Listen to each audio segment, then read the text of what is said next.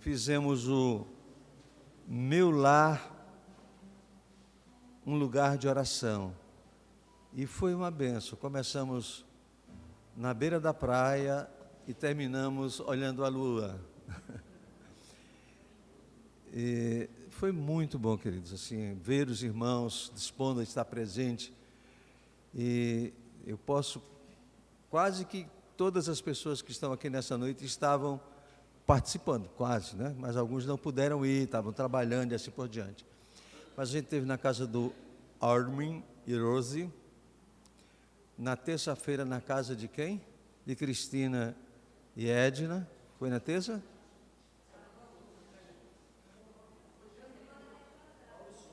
Paulo e Sônia, na terça-feira. Meu Deus, na casa de Paulo e Sônia, se eles estiverem vendo, foi uma invasão. Foi uma invasão. Sônia ficou assustada com tanta gente que estava lá. Na quarta-feira, na casa de Tiago e Jamile. Quinta-feira, na casa do Daniel. E na sexta-feira, na casa do Caio e da coitada da minha querida, subiu aqueles 4 vãos de escada lá, não foi uma alegria? Só 4 foi? Mas foi muito bom, queridos, graças a Deus, graças a Deus. Estamos felizes em poder ter você participando com a gente amanhã, 6 horas da manhã. Terça-feira, 6 horas da manhã, aqui na igreja. Culto de oração matinal. E na quarta-feira, uma vigília, que a gente vai definir o horário, vai até meia-noite, ok? Muito bem. Prazer em tê-los aqui. Eu quero convidá-los a abrir a sua Bíblia no texto de segundo livro das Crônicas, capítulo 33. Capítulo 33.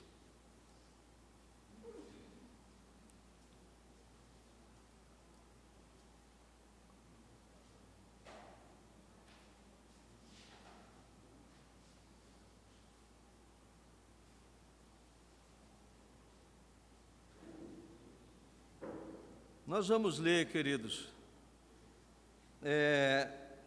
do verso 1 até o verso 16. Eu quero aproveitar, e os irmãos têm que ler esse texto, permanecer com a Bíblia aberta e ouvir, para que a gente possa guardar algumas lições do coração. Leitura alternada. Tinha Manassés 12 anos de idade, quando começou a reinar, e 55 anos reinou em Jerusalém.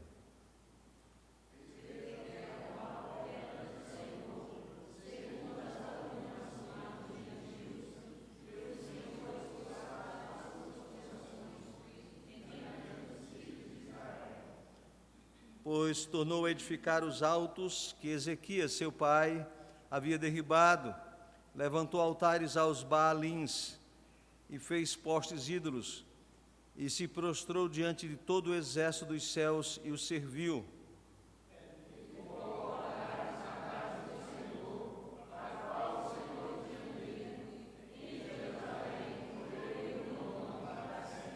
Também edificou altares a todo o exército dos céus nos 2 átrios da casa do Senhor.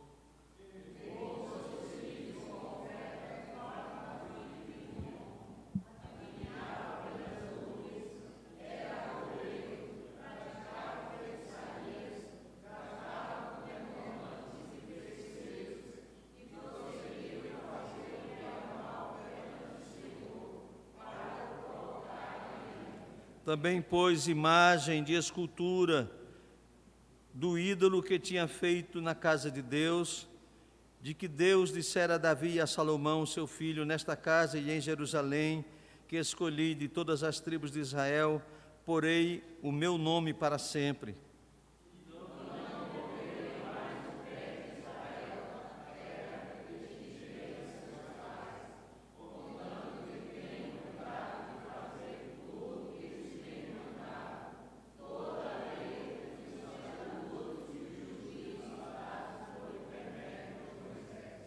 Manassés fez errar a Judá e os moradores de Jerusalém, de maneira que ficaram pior do que as nações que o Senhor tinha destruído diante deles, dos filhos de Israel.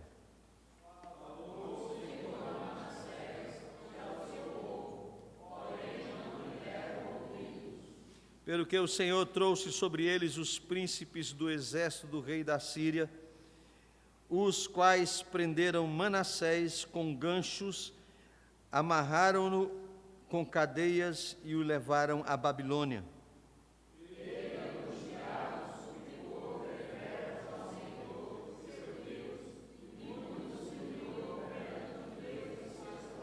Fez-lhe oração, e Deus se tornou favorável para com ele, atendeu-lhe a súplica e o fez voltar para Jerusalém, ao seu reino.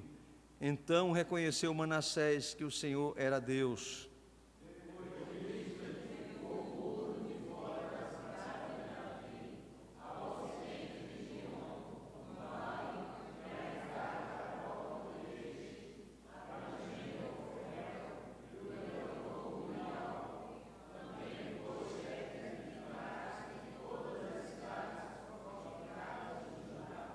Tirou da casa do Senhor os deuses estranhos e o ídolo, como também todos os altares que edificara em nome no monte da casa do Senhor e em Jerusalém, e os lançou fora da cidade.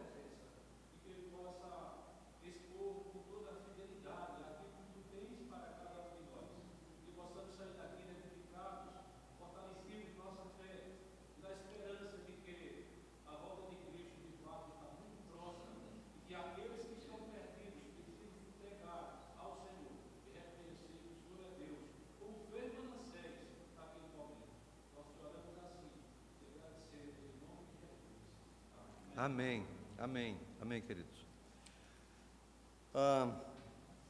Já temos?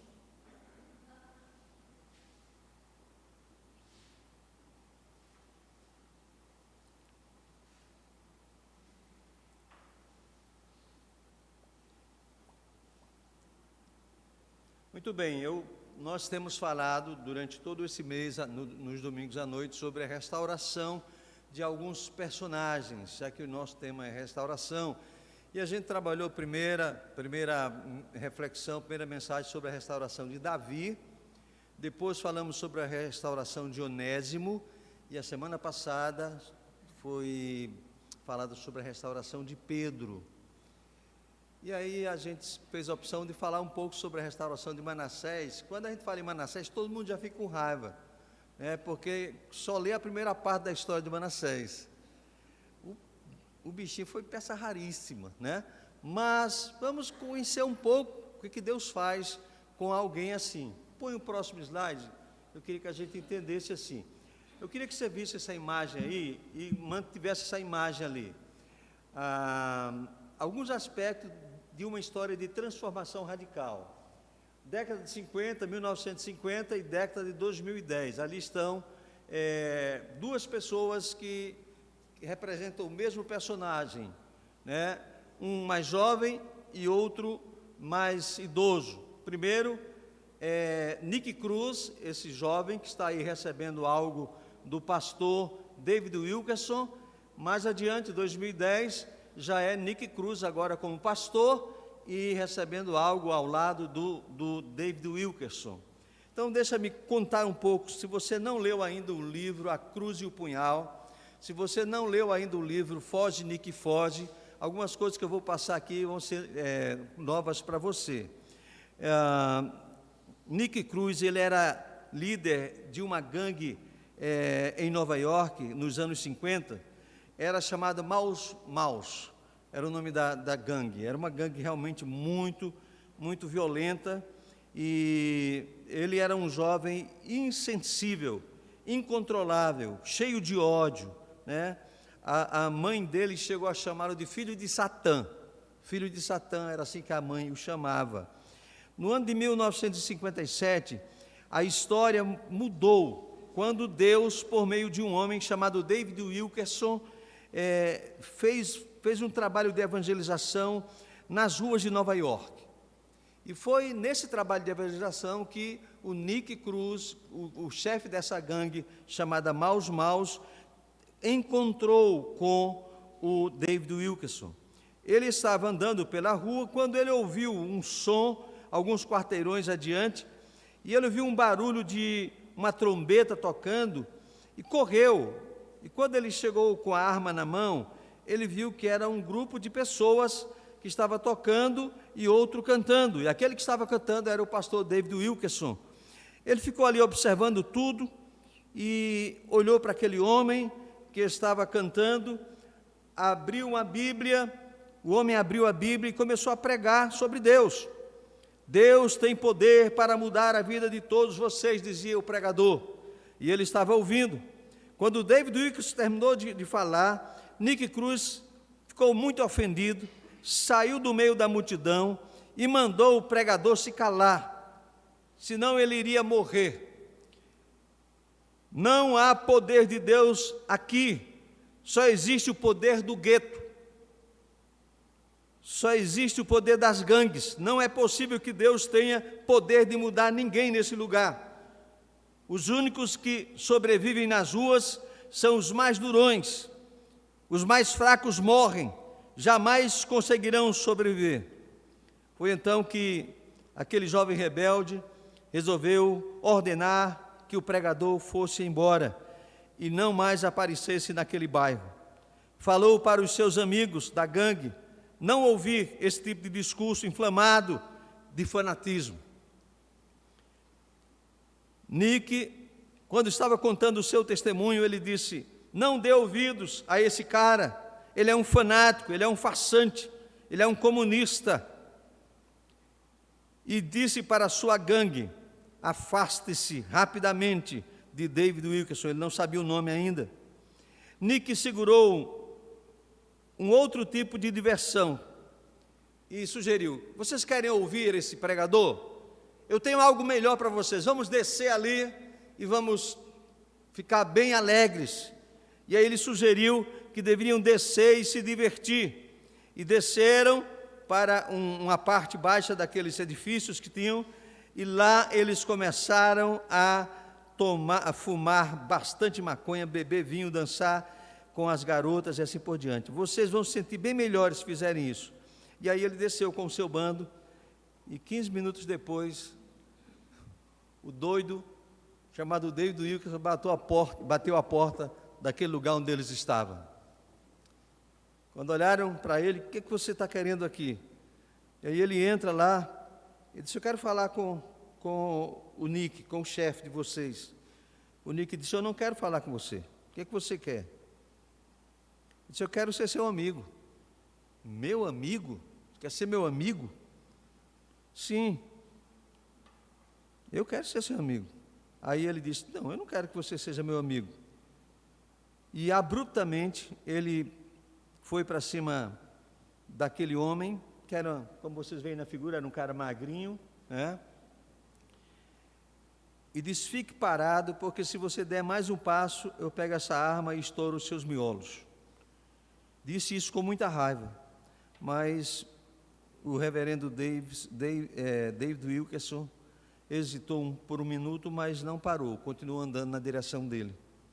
Quando chegou perto, pediu para o jovem apertar a sua mão. Nick revidou com uma bofetada e o agarrou pela jaqueta, cuspiu na sua cara e o jogou contra a parede e começou a proferir palavras ofensivas. Ele chega a dizer assim: eu bati nele, eu estava batendo nele, mas meus amigos me seguraram.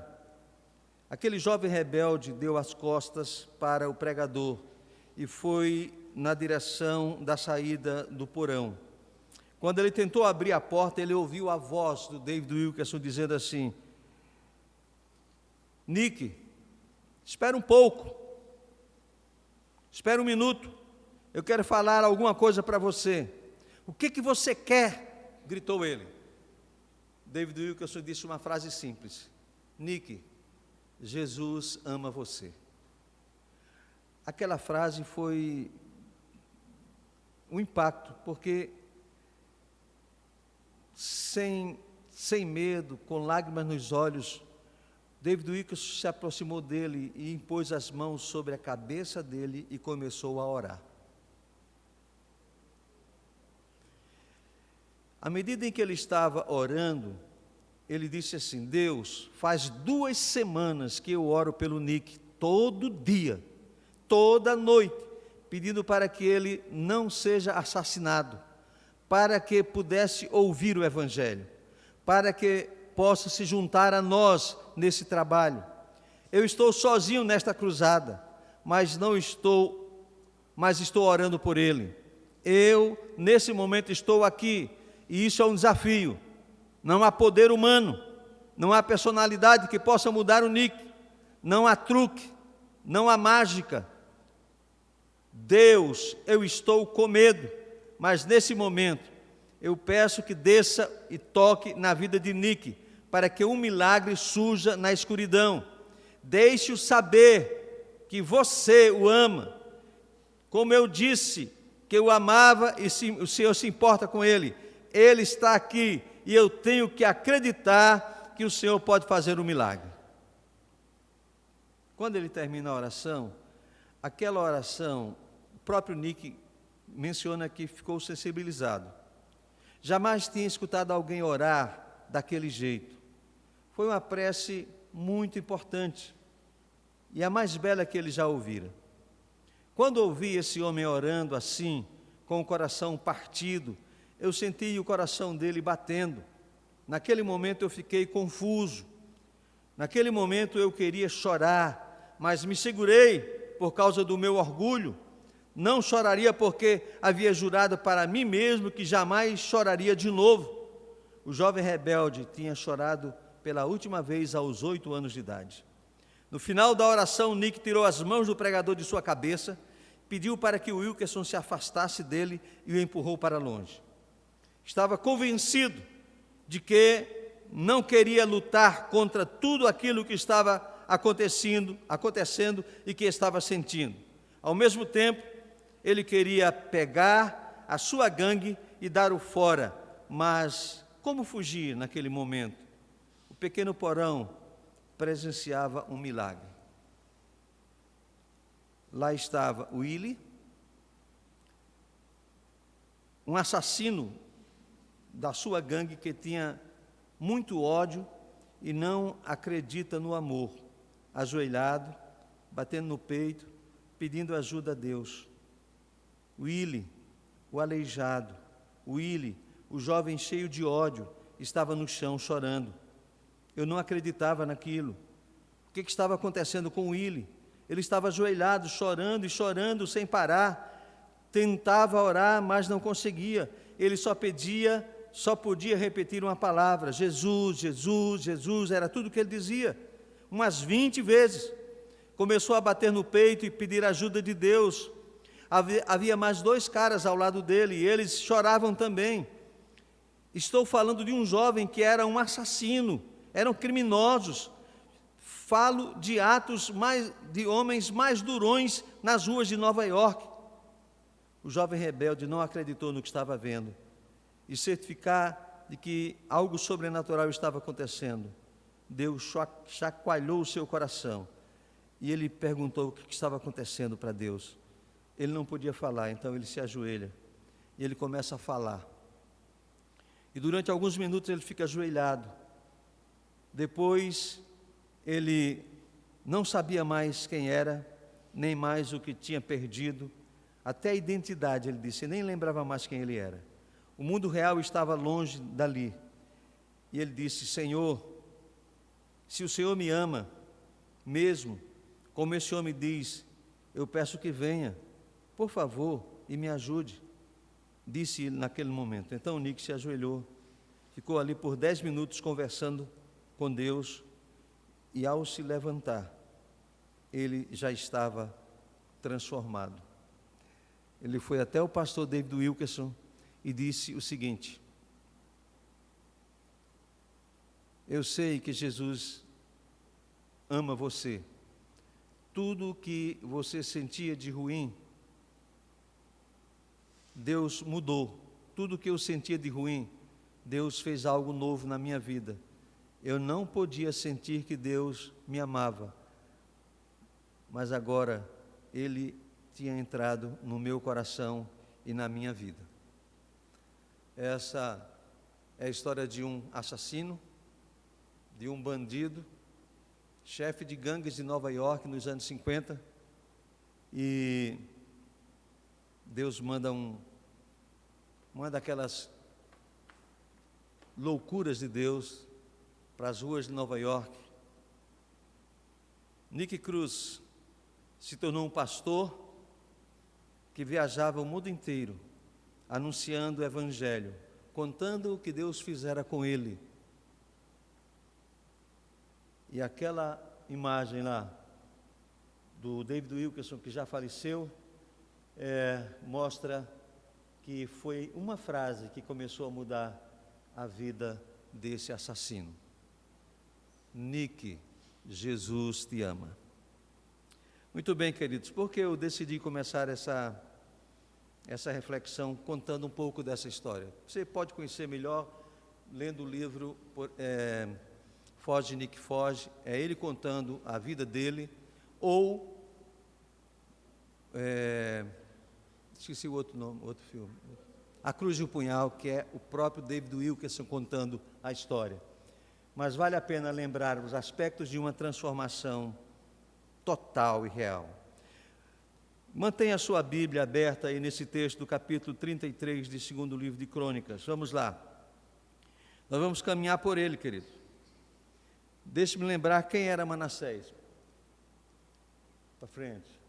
Manassés era filho do rei Ezequias. Quando você lê as Escrituras Sagradas no livro dos Reis, ou mesmo no livro de Crônicas, você vai descobrir que Ezequias foi um dos reis mais especiais de Israel, de Judá. Ele é um dos reis mais piedosos. Ele começou a reinar com 12 anos. Manassés era filho de Ezequias, e Manassés, quando ele estava com 12 anos, o seu pai morreu. Presta atenção, Ezequias teve um momento que ele estava à morte. O profeta Isaías chegou e disse assim: olha, prepara aí a situação que você está na hora de ir. Aí ele chorou, orou e pediu a Deus que fizesse alguma coisa. Deus acrescentou quantos anos a Ezequias? 15 anos. E essa criança nasceu nesse tempo que Deus acrescentou, porque quando ele morreu, o menino estava com 12 anos, Manassés. Manassés viu a vida, nos últimos 12 anos de Ezequias, fazendo a obra do Senhor como um bom rei, um dos melhores reis em Judá, em Jerusalém. Mas Manassés não fez aquilo que o pai fez. Diferentemente de seu pai, a vida de Manassés foi marcada por coisas que aborreciam a Deus, coisas que causavam ira ao Senhor. Irmãos, será que Deus só se irava no Antigo Testamento? Hein? Ainda hoje Deus se ira com a gente. Pode ser que Ele não haja com a mesma disciplina do Antigo Testamento, mas Ele ainda se ira com as nossas atitudes, com o nosso comportamento. E a gente olha que o currículo, imagina, você pega o currículo desse cara.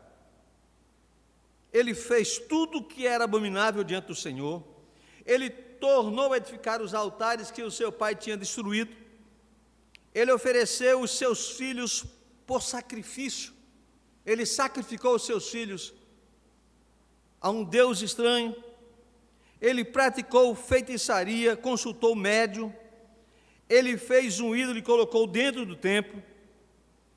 ele fez o povo se desviar dos caminhos do Senhor, ele endureceu o seu coração, não dando ouvidos à voz de Deus.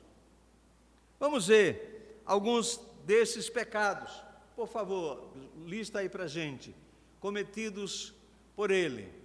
A trajetória de pecados: desobediência, idolatria, profanação, feitiçaria, indução ao erro e coração endurecido. Verso 2 do texto vai dizer assim: fez o que era mal perante o Senhor, segundo as abominações que o Senhor expulsara de suas possessões de diante dos filhos de Israel. Fez o que era mal perante o Senhor, ele não quis fazer a vontade de Deus, ele foi propositalmente desobediente. Eu e você desobedecemos a Deus, sim? Sim, irmãos? Mas a desobediência a Deus não deve ser uma coisa proposital nossa, deve ser um acidente, porque nós somos pecadores. Mas ele fez o que era mal perante o Senhor, segundo as abominações que o Senhor mesmo já expulsara do meio do seu povo. A outra coisa que no verso 3 diz assim: tornou a edificar os altos que Ezequias, seu pai, havia derrubado, se tornou idólatra. Um rei que se tornou idólatra. A idolatria passou a fazer parte da vida de Manassés. Sabe que Manassés reinou 55 anos em Jerusalém, em Judá. Depois, ele fez outra coisa mais grave ainda, ele profanou a casa do Senhor. Profanação. Ele edificou, diz o texto, altares na casa do Senhor. Deus havia dito: em Jerusalém eu vou pôr o meu nome. E ele também edificou altares e todo o exército dos céus nos átrios da casa do Senhor. Veja por onde esse homem caminha. Depois vem a feitiçaria. O texto diz que ele queimou os seus filhos como oferta no vale do filho de Inom. Adivinhava pelas nuvens, era agoureiro, praticava feitiçarias, tratava com necromantes e feiticeiros. Esse era um rei do povo de Deus, um rei de Israel, o rei de Judá. Mas o interessante é que tem aquelas pessoas que erram, que cometem os seus erros, e pronto. Mas ele, além de cometer os seus erros, ele induzia o povo a praticar os erros que ele praticava. Então ele induzia ao erro, induzia o seu povo. Manassés fez errar a Judá e os moradores de Jerusalém, de maneira que eles fizeram pior do que as nações que o Senhor havia destruído diante dos filhos de Israel. E é interessante, queridos, que diante desse quadro que nós estamos desenhando, essa figura, esse personagem chamado Manassés, havia a dureza de coração. Verso 10 diz: falou o Senhor a Manassés, porém não lhe deram ouvidos, nem Manassés, nem o povo de Judá.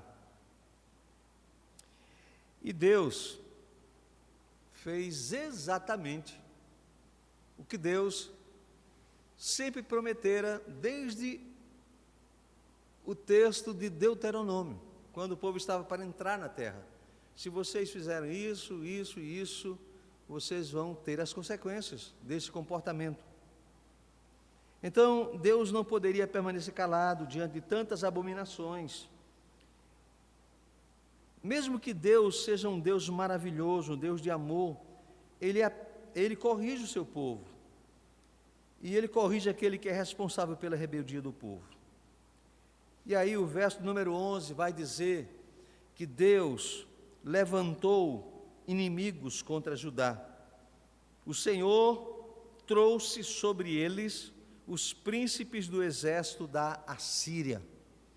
Historicamente, os irmãos vão lembrar que povo de Israel esteve sob cativeiro, antes de ser povo propriamente dito, no Egito, depois se torna povo no deserto, e aí vem, né, a Síria, depois a Assíria, depois a Babilônia, né, foi esses momentos em que eles sofreram as consequências, e o exército assírio vem e se apresenta, e Deus havia dito, lá em Deuteronômio capítulo 28, que se eles entrassem na terra e agissem do jeito que estavam agindo, Deus iria fazer isso, fazer o juízo sobre eles. E a outra coisa que Deus menciona nesse texto é que Deus também entregou Manassés aos seus inimigos. Manassés foi entregue, os quais prenderam Manassés com ganchos. Eram ganchos colocados na boca, e eram os cativos eram levados assim, pelos assírios, eles eram malvados mesmo, né? Então amarraram-no com cadeias e levaram para a Babilônia. Então observamos que Manassés provocou a ira de Deus o quanto pôde, mas Deus ficou tão irado com ele que o entregou nas mãos de seus inimigos. Eles colocaram gancho no nariz, na boca, colocaram algemas de bronze nas suas mãos e o arrastaram até Babilônia. Esse era nosso querido Manassés, figura ilustre. Talvez você não queria nunca alguém para ser parente, alguém desse jeito. Vamos adiante, jovem.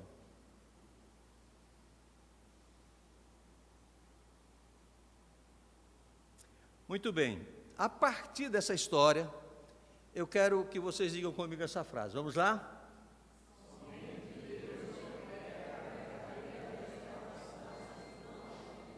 Vamos ver se a gente consegue equilibrar, vamos lá? Somente Deus opera a verdadeira restauração espiritual. Então, como nós mencionamos, nós vamos falar sobre a restauração espiritual de Manassés, essa figura ilustre. Queridos, refletindo sobre a situação deste homem, que trouxe tanta tristeza ao seu povo, se você ler segundo livro de Reis, que trata desse mesmo assunto, o escritor do segundo livro de Reis, ele vai afirmar que Manassés é o culpado da queda de Jerusalém. Ele vai deixar isso claro, ele vai estar narrando isso, e vai dizer que foi por causa de Manassés que isso aconteceu. É importante que a gente observe as palavras que estão nos versos 12 e 13. Então, deixa ler os versos 12 e 13 aqui, para que vocês escutem. Diz o texto: ele, angustiado, suplicou deveras ao Senhor seu Deus, e muito se humilhou perante o Deus de seus pais, fez-lhe oração, e Deus se tornou favorável para com ele, atendeu-lhe a súplica e o fez voltar para Jerusalém, e o seu reino então o reconheceu Manassés, que o Senhor era Deus. Sabe, às vezes a gente tem pessoas tão difíceis na nossa convivência eclesiástica, ou na nossa amizade geral, que a gente não quer que ele melhore, não. Quer não, deixa ele assim mesmo, vai para lá. Não se converta não, porque vai dar trabalho para a gente converter. Muitas vezes a gente pensa isso, irmão. Tem gente dentro da igreja que dá trabalho, causa dificuldade com a gente, quando ele sai, aí a gente não quer que ele volte mais. Então, deu sossego para a gente. Imagina a família de Manassés, povo, aqueles que habitavam o palácio ao redor dele. Depois de tanta maldade, depois de tanta desobediência, depois de perder a paciência com Manassés e enviar contra ele os comandantes do exército do rei da Síria, que o prenderam e colocaram um gancho no nariz, agora, no pior momento da vida de Manassés, Deus não o abandona.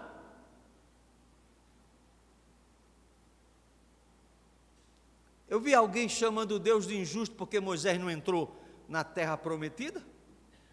Imagina, o cara faz tudo isso, matou os filhos, sacrificou os filhos, fez tudo isso, e Deus ainda teve misericórdia dele?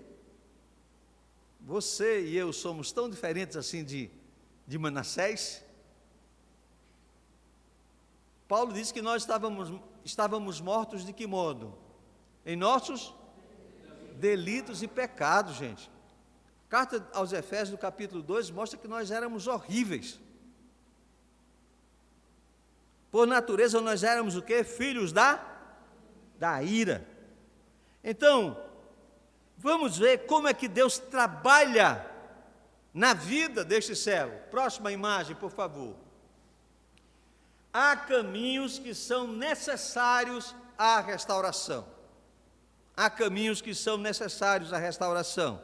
Vamos lá. No verso de número 12, você vai ouvir uma palavra. Manassés estava no meio, do seu desespero. Era um desespero existencial. Ele sabia que merecia tudo aquilo que ele estava vivendo.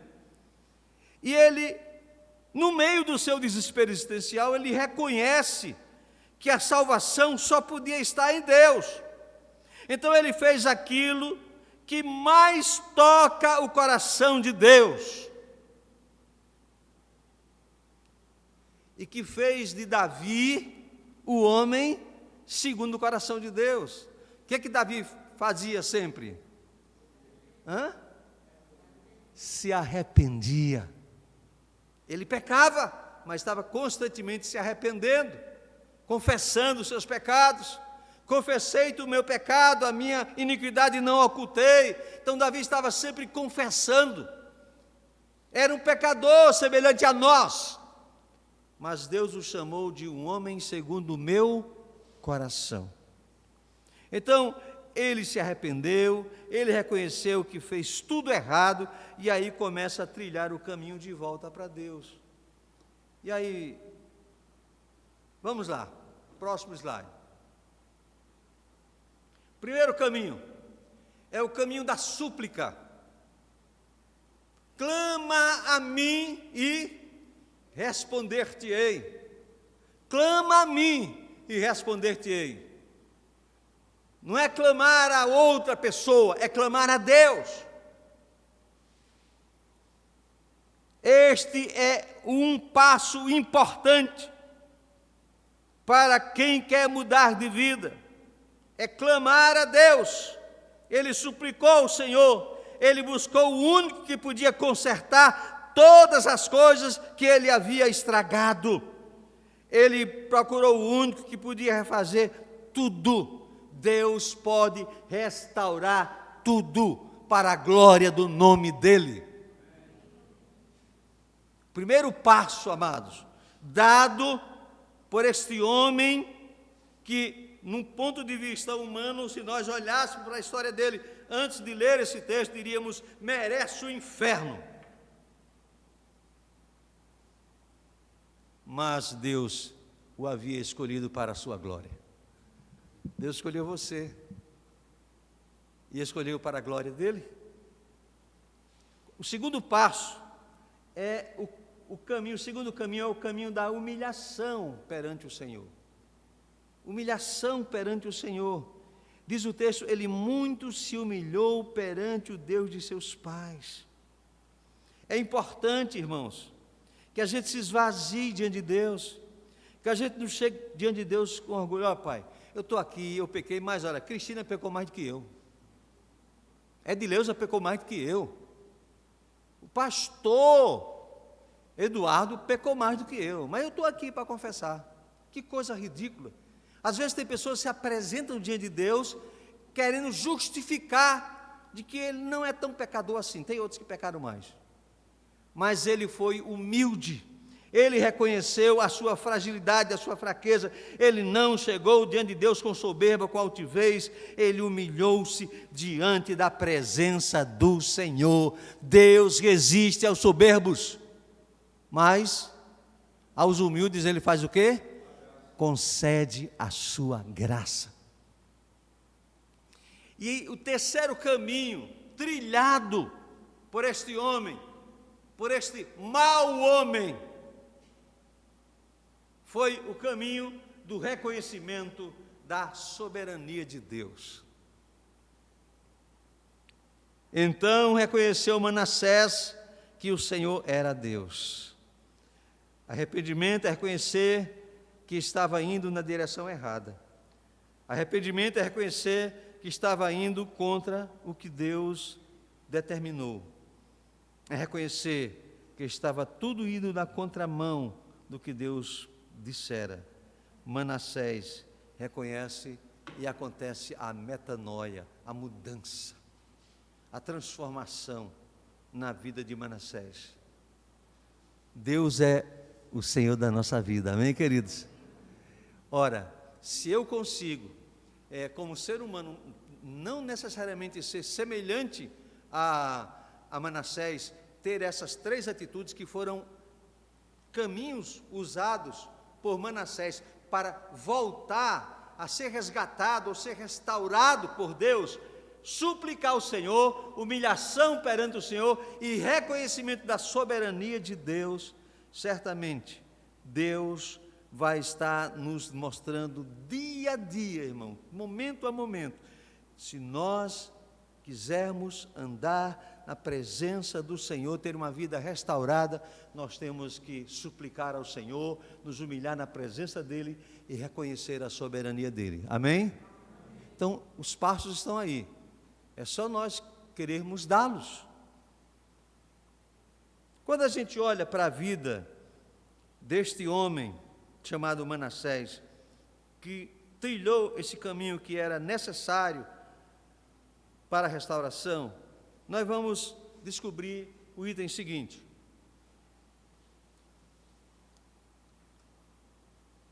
As transformações advindas desta restauração. Quais foram as transformações que foram resultado dessas transformações, dessa restauração?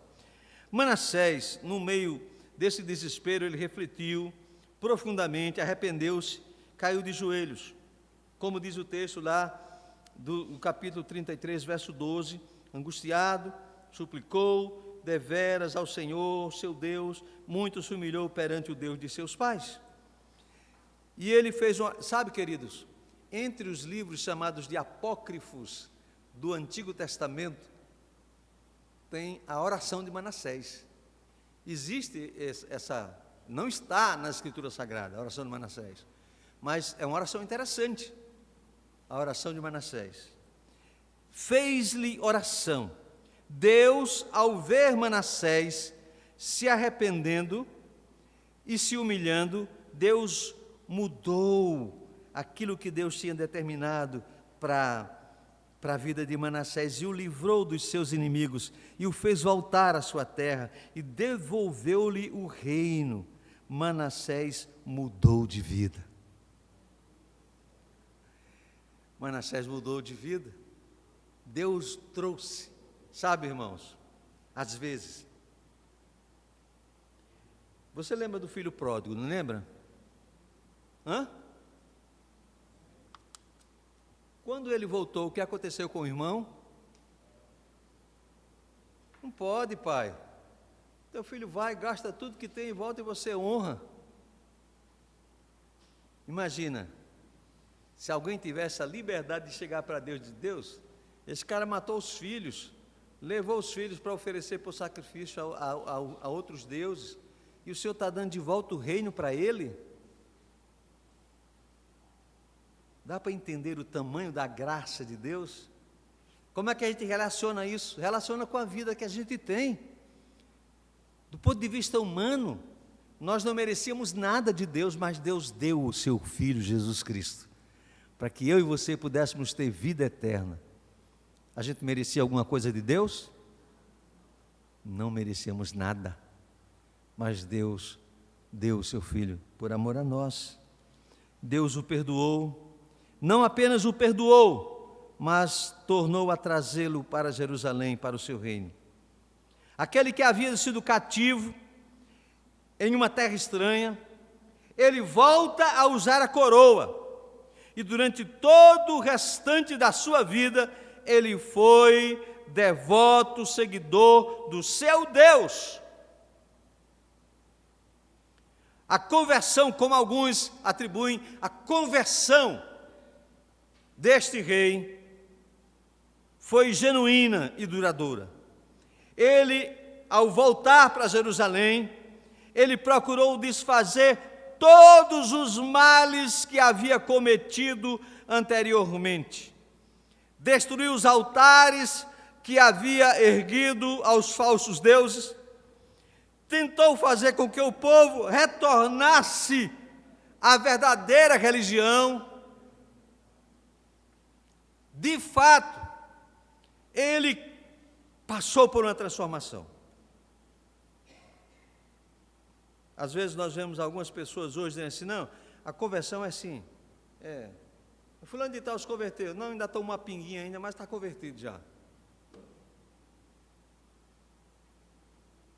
A gente tem que lembrar que Deus, quando age, age graciosa, poderosa e soberanamente. Este homem passou por uma transformação radical. Aquele que havia sido cativo, ele agora recebe a coroa de volta. A sua conversão, de fato, foi genuína. Ele vai e começa a mostrar a mudança da sua vida, mudando tudo aquilo que ele havia destruído, contrariando a decisão tomada pelo seu pai antes da sua morte. Vamos ver aqui algumas coisas. Versos 14, 15 e 16. Primeiro, edificou um muro fora da cidade. Depois, ele pôs chefe em todas as cidades fortificadas de Judá. Ele colocou a ideia de que a cidade precisava estar protegida. Ele foi levado ao cativeiro por causa dos assírios. E agora Deus o traz de volta, e ele está preocupado com o que vai acontecer com a sua cidade. Tirou da casa do Senhor os deuses estranhos e o ídolo, porque ele mesmo fizeram um ídolo para colocar dentro da casa do Senhor. Todos os altares que foram edificados no monte da casa do Senhor, em Jerusalém, ele lançou fora. Uma limpeza total na vida religiosa do povo de Israel. Restaurou o altar do Senhor. Restaurou o altar. Nosso altar, a nossa vida.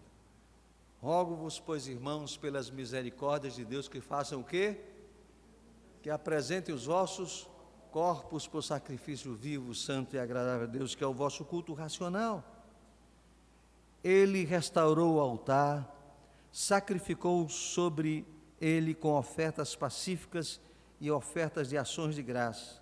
E é interessante, eu achei muito interessante isso aqui, porque como ele foi um rei que incentivou o povo a errar, ele agora vai no processo inverso. Ele ordenou Judá que servisse ao Senhor. Vamos andar nos caminhos do Senhor, vamos servir ao Senhor. Isso é importante para nós, que sirvamos ao Senhor. Então, amados, quando Deus age, que a vida é transformada, Ele vai fazer aquilo que agrada a Deus, e é bênção para a vida do seu povo. Então, tudo que nós fizermos na igreja, nós fazemos para agradar a Deus, e que seja bênção para a nossa vida como igreja. Isso é uma vida transformada e restaurada. Põe o próximo slide aí, por favor, varão. Dá para você ler comigo o que está escrito aí? Vamos lá?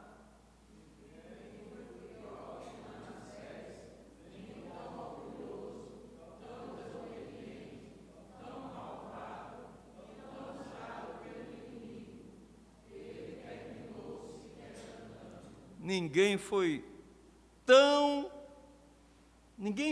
pior do que ele. Dos personagens da Bíblia, muitos reis maus, mas ninguém foi igual a ele. Mas mesmo assim, Deus visitou a vida de Manassés, e Deus ergue Manassés e traz de volta para assumir o reino. A restauração não é algo que ocorre de maneira instantânea. Talvez Você vai lembrar do oleiro que o vaso quebra, ele tem que, às vezes, quebrar um pouquinho mais, às vezes tem que quebrar todo, jogar a água no barro, amassar o barro de novo para poder fazer um vaso novo. Todo o processo de restauração é mais difícil. O oleiro vai submeter as nossas vidas a um processo de modelagem. Quando nós aceitamos a necessidade de sermos restaurados, de nos pormos nas mãos do oleiro, Deus vai nos levar a uma intenção de nos modelar. A nossa entrega precisa ser absoluta. O resultado não vai se limitar a reconstruir um só aspecto da vida, mas a vida toda, toda a nossa existência será restaurada. Talvez você vai lembrar de uma mulher chamada Corrie ten Boom.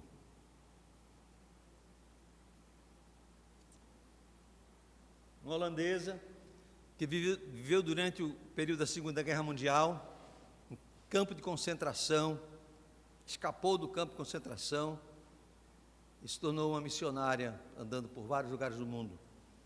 Ela diz uma frase muito interessante para a gente pensar nessa noite. Ela diz assim: não há abismo tão profundo que o amor de Deus não seja mais profundo ainda.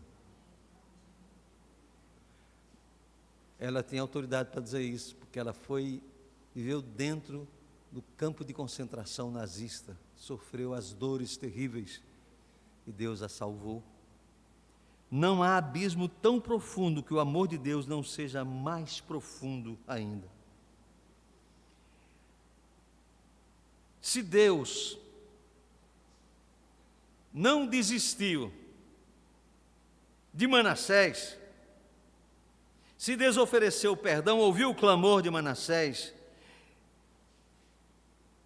não perca a oportunidade de mudar de vida. Manassés não teve outra oportunidade.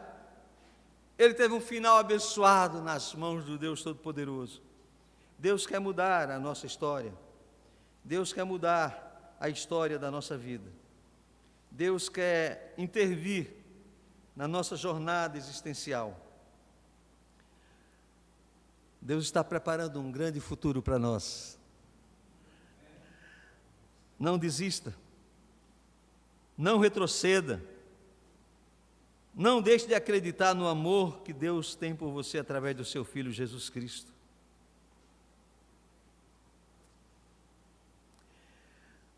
Deus não desistiu de Davi quando adulterou. Deus não desistiu de Onésimo quando roubou e fugiu do seu Senhor. Deus não desistiu de Pedro quando o negou. Deus não desistiu de Manassés, apesar de todas as suas abominações. Põe o próximo slide, por favor. Deus não desistiu de Manassés, apesar de todas as suas abominações. Ele não desistirá de você. Diga isso comigo: Ele não desistirá de mim. Ele não desistirá de mim. Ele não desistirá de você. Mesmo que você esteja vivendo situações adversas, Ele tem uma obra para realizar na sua vida. E Ele vai terminar essa obra. Em nome de Jesus. Meus amados, que Deus nos leve a olhar para aqueles que estão precisando de restauração, na perspectiva de que Ele é o restaurador fiel. E sendo Ele o restaurador fiel, Ele vai fazer a obra que é dEle, que não é nossa. Guarde no seu coração. Quando ler, ou quando ouvir falar de Manassés, não esqueça que ele foi tudo o que foi, mas Deus mudou totalmente a vida dele. Que o Senhor nos abençoe. Amém. Ó Pai, obrigado pela restauração de Manassés. Obrigado, porque nós não merecíamos nada do Senhor, mas o Senhor também restaurou a nossa história. Nos fez andar contigo, andar na tua presença. Derrama da tua graça em nossas vidas cada dia. Em nome de Jesus. Amém.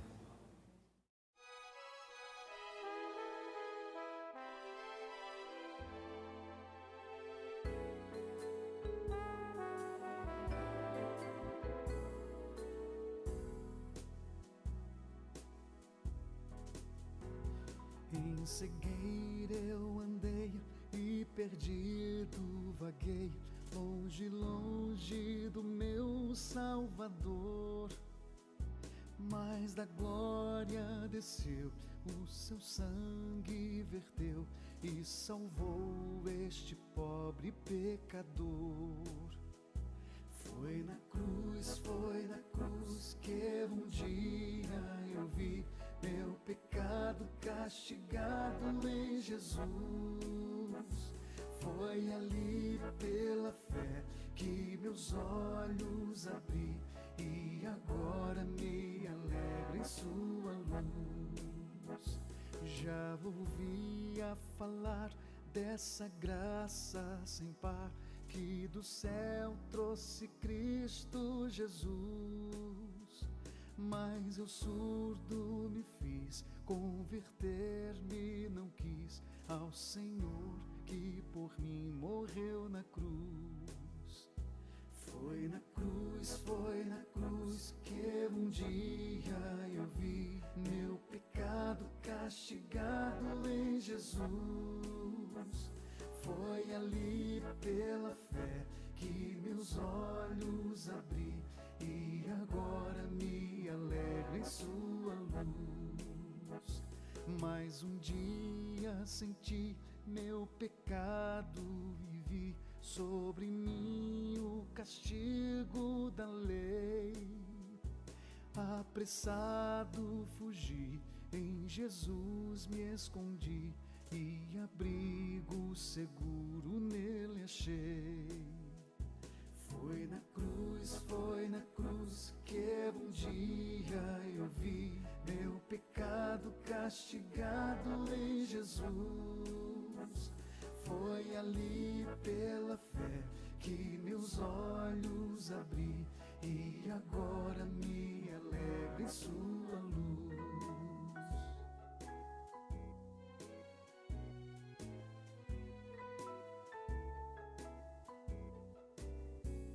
Que ditoso então foi o meu coração conhecer o excelso amor que levou o meu Jesus a sofrer lá na cruz e salvar este pobre pecador.